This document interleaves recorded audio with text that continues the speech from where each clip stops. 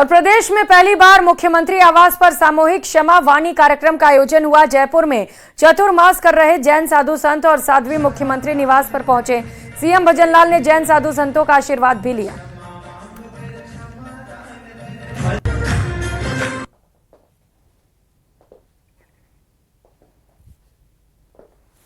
जैसा माननीय महावीर स्वामी जी ने इस दुनिया को दिशा देने का काम किया, सत्य अहिंसा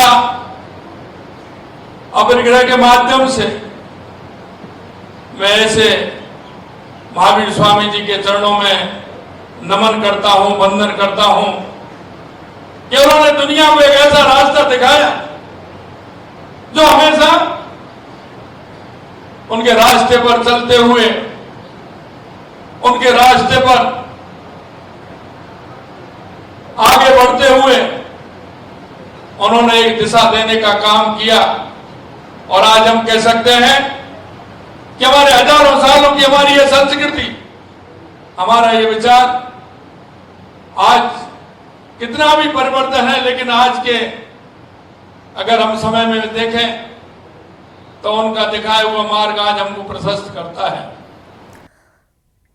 खबर दौसा जिले के लालसोट से है, जहां बस स्टैंड पर तेज रफ्तार डंपर ने कई बाइक सवारों और राहगीरों को कुचल डाला। हादसे में 5 लोगों की मौके पर ही मौत हो गई, जबकि 10 लोग गंभीर रूप से घायल हो गए। घायलों को तुरंत अस्पताल ले जाया गया, जहां उनका इलाज जारी है। वहीं घटना के बाद लोगों में भारी आक्रोश है और वो लालसोट पुलिस के खिलाफ प्रदर्शन कर रहे हैं।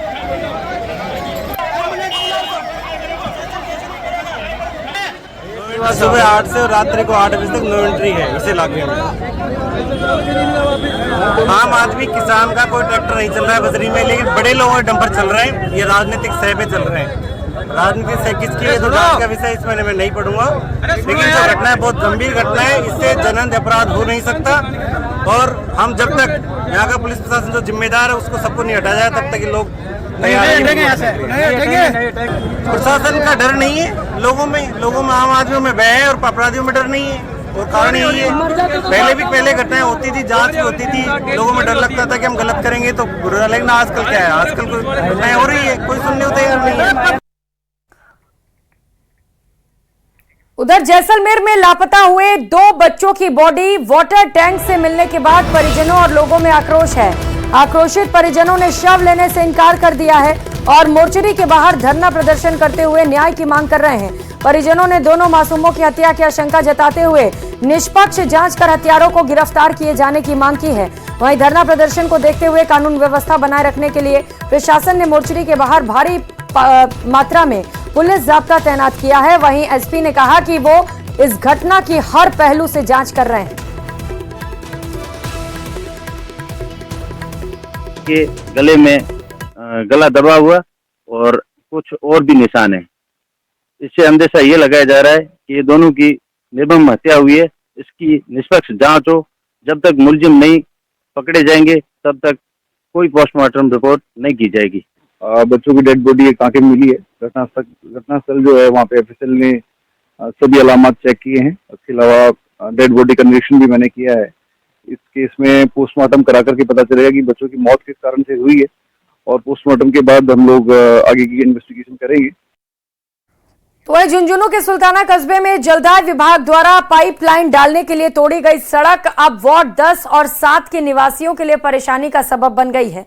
स्थानीय लोगों के मुताबिक जलदाय विभाग ने करीब आधा किलोमीटर सड़क को तोड़कर उसमें पाइपलाइन डालने का काम किया, जिसके कारण सड़क में जगह जगह गड्ढे हो गए और पानी निकासी के लिए बनाई गई नालियां टूट गईं। स्थानीय लोगों ने बताया कि सड़क और नालियों को तोड़ने के बाद पानी निकासी नहीं हो पा रही, जिसके कारण रास्ते में पानी जमा हो रहा है, जिससे समस्याएं हो रही हैं। लोगों को इस गंदे पानी से होकर गुजरना पड़ रहा है। वहीं पानी से रास्ते की किनारों पर फिसलन भी हो गई है, जिसके कारण लोग फिसलकर चोटिल हो रहे हैं। वहीं गंदे पानी में मच्छरों के पनपने से उन्हें मौसमी बीमारियों का भी डर सता रहा है। विभाग की लापरवाही से ये जो काम हुआ है, बीच में 6 महीने तक तो ऐसे कैसे पड़ा रहा, खड्डे खोद दिए गए इसके अंदर और किसी ने इसकी जन सुनवाई नहीं की। बहुत बार इसकी मीटिंग भी हुई, सरपंच को भी अवगत कराया गया, बाकी उन्होंने कुछ से उसका सोल्यूशन नहीं डाला। बाकी गर्ल्स स्कूल है, लड़कियां आती है, बच्ची है, छोटी छोटी बेचारी स्लिप होती है, पानी पे काई आ रही है। अगली खबर अजमेर से है, जहां पर क्रिश्चियनगंज इलाके में महिला से 1,25,000 की ठगी करने का मामला सामने आया। राजीव कॉलोनी निवासी पीड़ित सुमन की शिकायत के मुताबिक फ्रॉड कॉल के जरिए पहले उनकी करोड़ों के घोटाले में फंसाने की धमकी दी गई और अलग अलग तरीके से टॉर्चर कर 1,25,000 रुपए ट्रांसफर करा लिए। पुलिस ने पीड़ित महिला की रिपोर्ट पर जांच शुरू की है।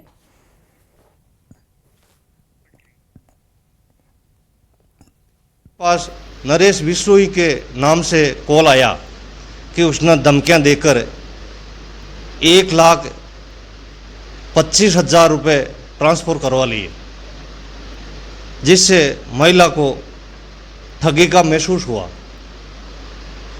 महिला ने उपस्थित थाना होकर प्रकरण दर्ज करवाया। प्रकरण दर्ज कर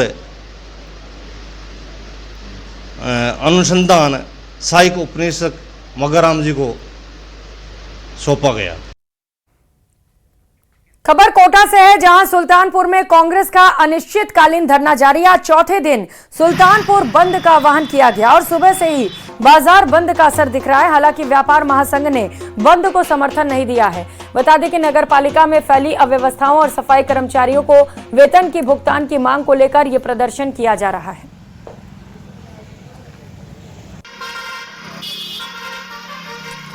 उधर आईपीएस अधिकारी किशन सहाय मीना के ईश्वर को नकारने वाली पोस्ट को लेकर मुस्लिम स्कॉलर नायब काजी सैयद असगर अली ने कहा कि ईश्वर को नकारना अपने आप में एक अजीब बयान है। उन्होंने कहा कि हम ईश्वर को अलग अलग नाम और अलग अलग पद्धतियों से जानते हैं और समझते हैं।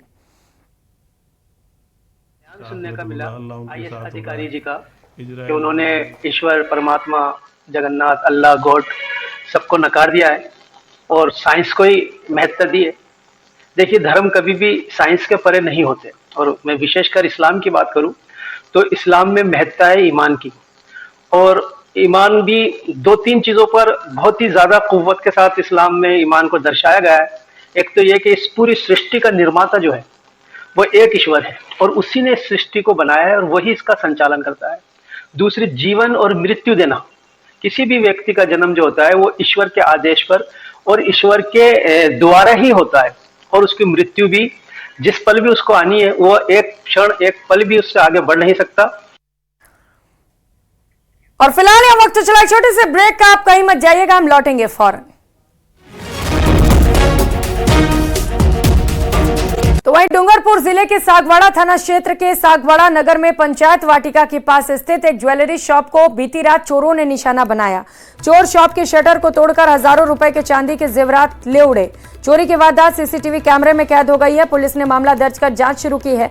ज्वेलर सुमित पांचाल ने बताया कि कल रात को वहां अपनी ज्वेलरी शॉप मंगल करके वहां पर वो गया था। आज सुबह सूचना मिली कि दुकान का शटर टूटा हुआ है और शॉप में चोरी हो गई।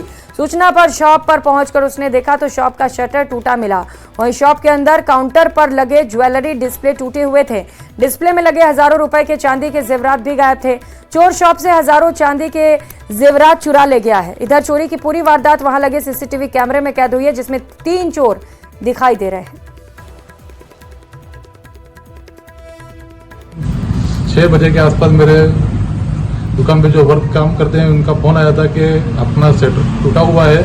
तो मैं यहाँ मौके पे आया था उस टाइम पे, तो मैंने यहाँ पर देखा तो शटर टूटा हुआ मिला और मुझे अंदर जो भी मेरे ये काउंटर के ऊपर जो डिस्प्ले लगी हुई थी, जो चांदी के जेवरात लगे हुए थे, वो सब कुछ ले गए उसके अंदर। और सीसीटीवी कैमरे में उनके फोटोज भी हैं, पूरे कैमरे में रिकॉर्डिंग है, जो हमने पुलिस को सूचित किया था। सूचित करने के बाद पुलिस यहाँ से वो सब कुछ लेके गई है और कार्रवाई करने की बात की है। उधर जयपुर के पुलिस मुख्यालय में तैनात आईजी मानवाधिकारी किशन सहाय ने सभी धर्मों के भगवान ईश्वर पर विवादित टिप्पणी की है।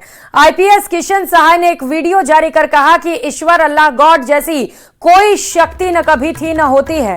अगर इनसे हमें हिम्मत मिलती है तो ये केवल हमारा भ्रम मात्र है। धर्म ग्रंथों में जिनका भी वर्णन कर रखा गया है वो कल्पना मात्र की बातें हैं। उन्होंने कहा कि जो देश धार्मिक दृष्टिकोण के हैं वो पिछड़ रहे हैं, वहीं साइंस और टेक्नोलॉजी वाले देश आगे बढ़ रहे हैं। धार्मिक दृष्टिकोण के हैं वो पिछड़ रहे हैं। जैसे मान लीजिए अभी इजराइल हमास का युद्ध का अपन उदाहरण लें तो इधर हमास में इस्लामिक देश भी साथ में, तो मतलब अल्लाह उनके साथ हो रहा है। इजराइल है वो अमेरिका के साथ मिलकर साइंस विज्ञान तकनीकी पे ज़्यादा निर्भर कर रहा है, तो वो तो जीत रहा है और अल्लाह कोई मदद नहीं कर पा रहा। इसी तरह से भारत ने पहले गुलामी झेली थी, तो सबसे पहले जैसे मान लो तुर्क आए, अरब आए, तुर्क आए, मुगल आए, तो उस समय जो यहाँ का भगवान या ईश्वर था वो कोई मदद नहीं कर पाया, अपनी गुलामी को नहीं बचा पाया। उसके बाद जब अंग्रेज आए तो यहाँ पर मुसलमान भी कुछ आ गए, तो अपने साथ अल्लाह भी था और ईश्वर भगवान भी था, वाहिगुरु भी था, तब भी अपनी गुलामी को नहीं बचा पाए। तो इनसे मतलब इतिहास से भी अपन सीख सकते हैं कि ऐसी शक्ति ने कभी अपनी कोई मदद नहीं की। वर्तमान हम देखते हैं चीन देश है, तो चीन मतलब विज्ञान तकनीकी में बहुत आगे पड़ा हुआ है।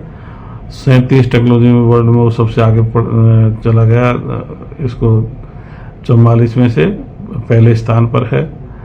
अगर ईश्वर अल्लाह गॉड से मदद मिलने की या नहीं मिलने की बात हो, तो चूंकि चीन तो ईश्वर अल्लाह गॉड किसी को मानता ही नहीं है, वाहिगुरु या किसी को, तो वो तो विज्ञान तकनीक पिछड़ा रहना चाहिए था, वो तो सब चीज़ों में पिछड़ा देश होना चाहिए था, लेकिन वो तो आगे बढ़ रहा है, उसकी तो मदद करने के लिए कोई ईश्वरीय शक्ति है ही नहीं।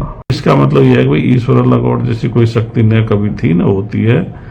इनसे अपन सोचते हैं हमको मदद मिलती है, तो ये अपना वहम मात्र है। धर्म ग्रंथों में जिनका वर्णन कर रखा वो कल्पना टाइप की बातें हैं, मनगढ़ंत बातें हैं। तब विज्ञान की खोज नहीं हुई थी, तो हर चीज़ को वो सोचते हुए ईश्वर अल्लाह गॉड कराता है। जैसे धरती भी सूर्य के चक्कर घूमती है, तो लोग सोचते हुए ईश्वर या अल्लाह या गॉड इस धरती को घुमा रहा होगा, लेकिन अब सबको पता लगा कि गुरुत्वाकर्षण बल से सूर्य के चक्कर लगाती है धरती, तो और भी सभी बातों से ये साबित होता जा रहा है कि इस तरह की कोई शक्ति न कभी थी न होती है। इसलिए देश को आगे बढ़ाना है तो वैज्ञानिक दृष्टिकोण अपनाना होगा। और इसी के साथ इस बुलेटिन में फिलहाल इतना ही। आगे देखिए 20 मिनट में 20 खबर। नमस्कार।